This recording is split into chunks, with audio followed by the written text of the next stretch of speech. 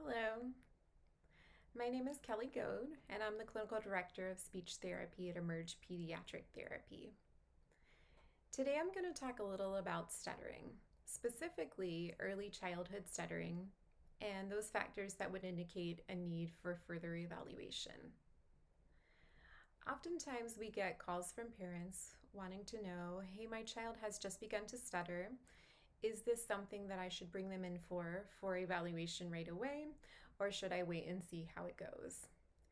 There are a number of factors to consider, and I'll talk about specifically 4 of those today.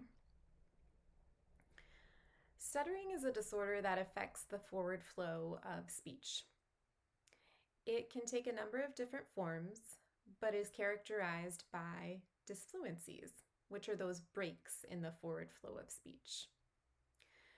Disfluencies can take the form of repetitions, where the person who stutters is repeating a word or a sound over and over again, like this or like this. They can also take the form of prolongations, where the person who stutters is stretching out or prolonging a word or sound, like this. Another type of disfluency is a block, in which the person who stutters is trying to get a word or sound out, but there's nothing coming out, like this.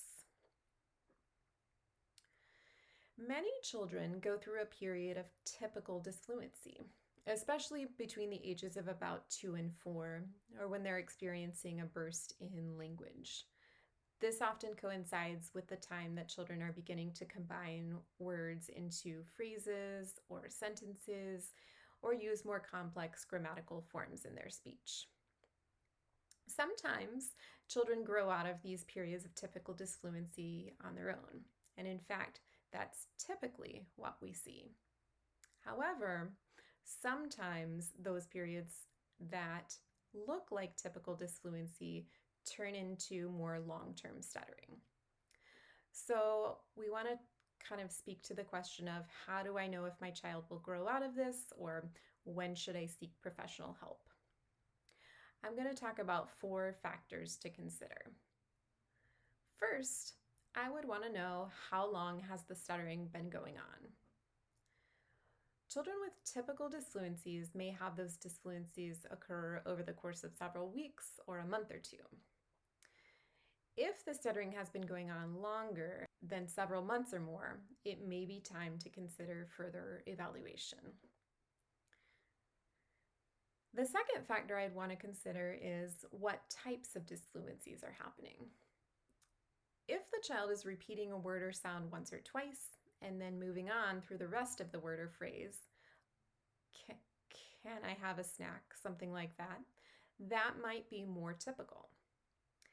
If the child repeats the word or sound several times or more, if they stretch the word or sound out, if they get blocked on it, or if they demonstrate any facial tension or struggle when trying to say the word or sound, this may warrant further evaluation.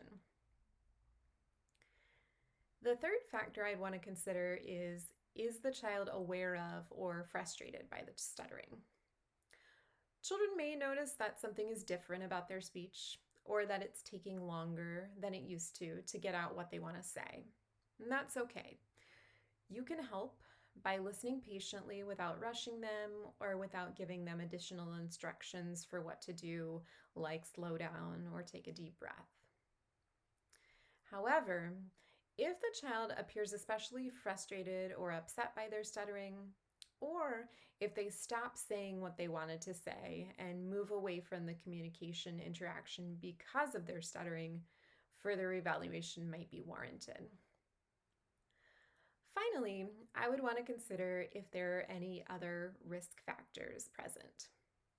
For example, stuttering has a genetic component.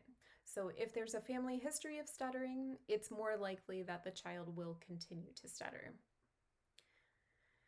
Stuttering is more common in males than females, so males are more likely to continue stuttering. And children with associated speech or language concerns, like speech articulation delays, are at greater risk for continued stuttering. If one or more of these factors indicates a need for further evaluation, you can contact us at Emerge Pediatric Therapy or our website, emergepediatrictherapy.com, to learn more about our services.